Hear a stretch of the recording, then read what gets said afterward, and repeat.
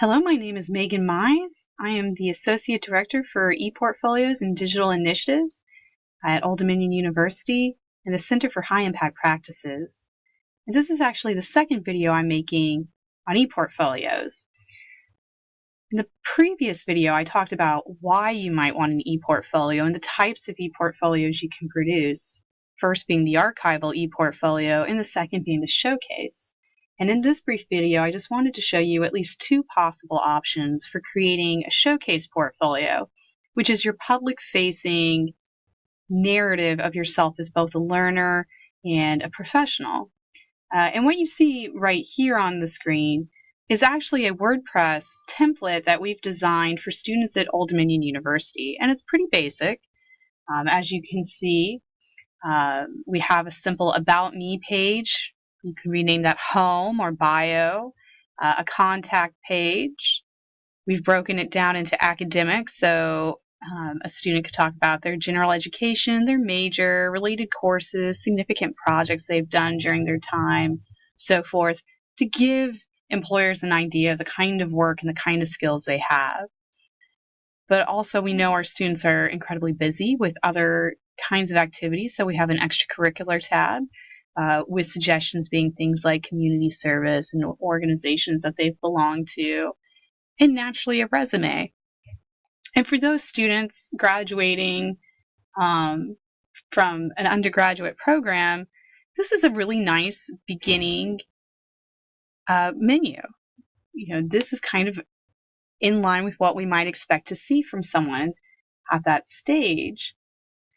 I also wanted to show you our cyber impact template for those students at Old Dominion University who are going through a cybersecurity program.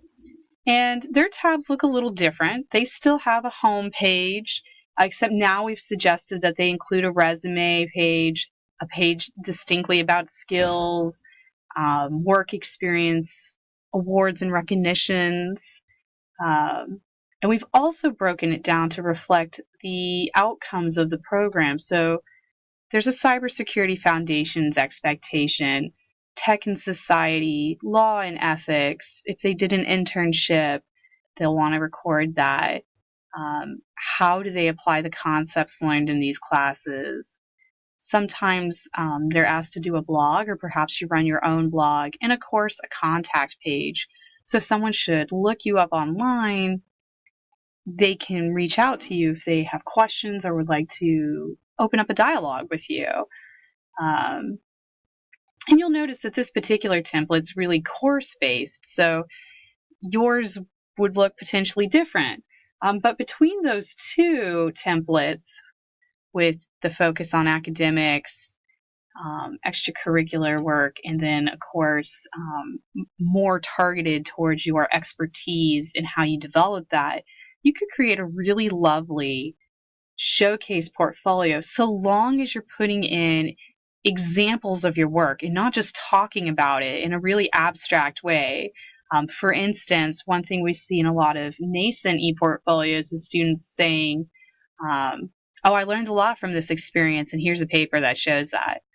Well, the employer doesn't inherently want to read your whole paper. They need you to pull out what that paper taught you, or what that coding project taught you, what skills did you develop, and then you show them the project, and they may want to go through it through there.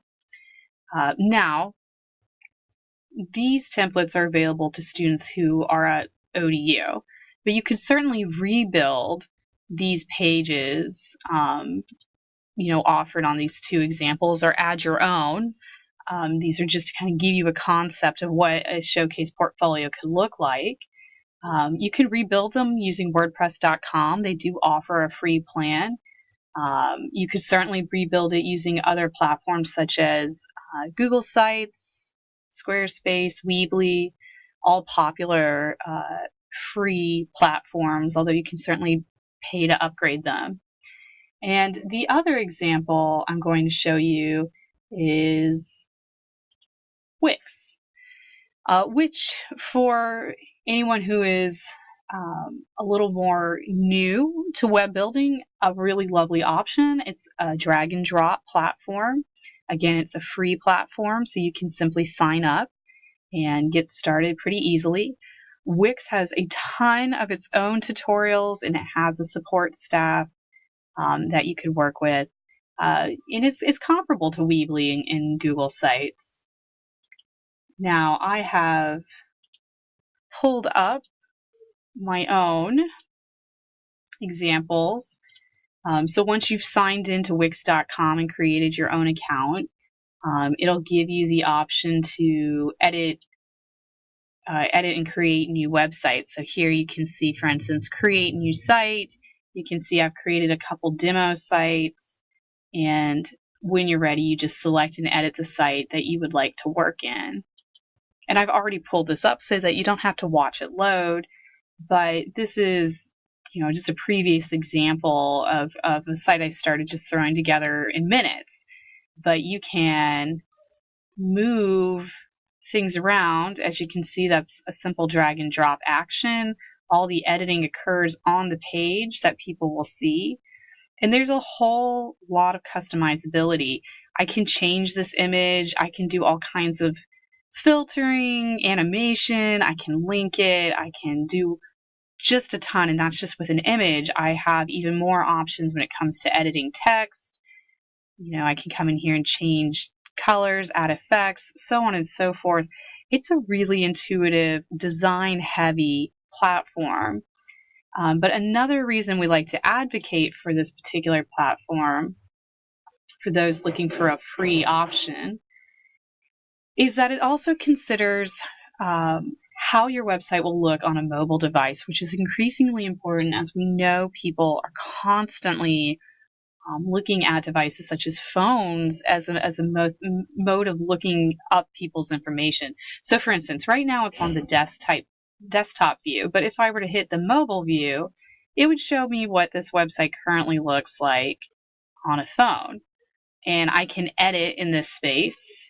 You'll see over here it has mobile tools, all this going on, or I can preview it, and again it'll show me what this looks like on a phone, which is lovely that it does that responsive design. And you can always move.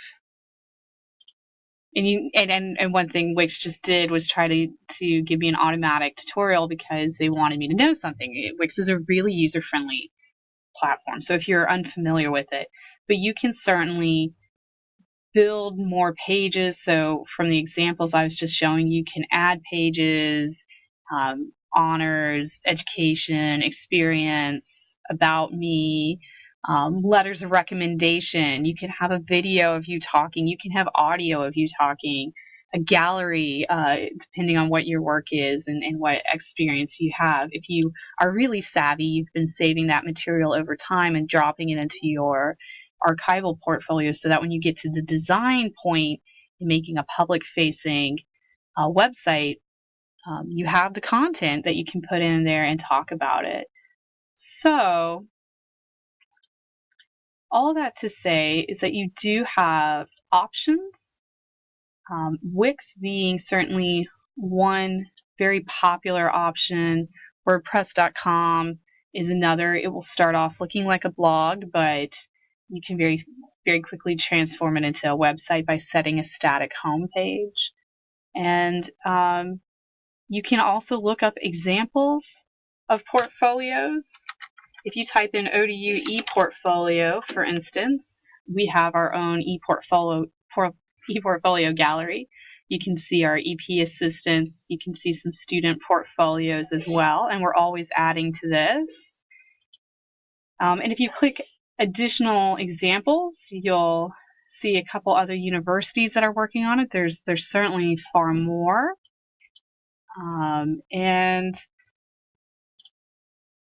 You can certainly just search, type in ePortfolio cybersecurity, and you should be able to find examples of folks working in the field or students working in the field that could help guide you as you think about crafting your public-facing digital identity. So if you have any questions about these platforms that I mentioned or common menus that you might design, you can certainly reach out to me. My email is mmize@odu.edu, and we're always happy to share some insight and some input into design in regards to e-portfolios.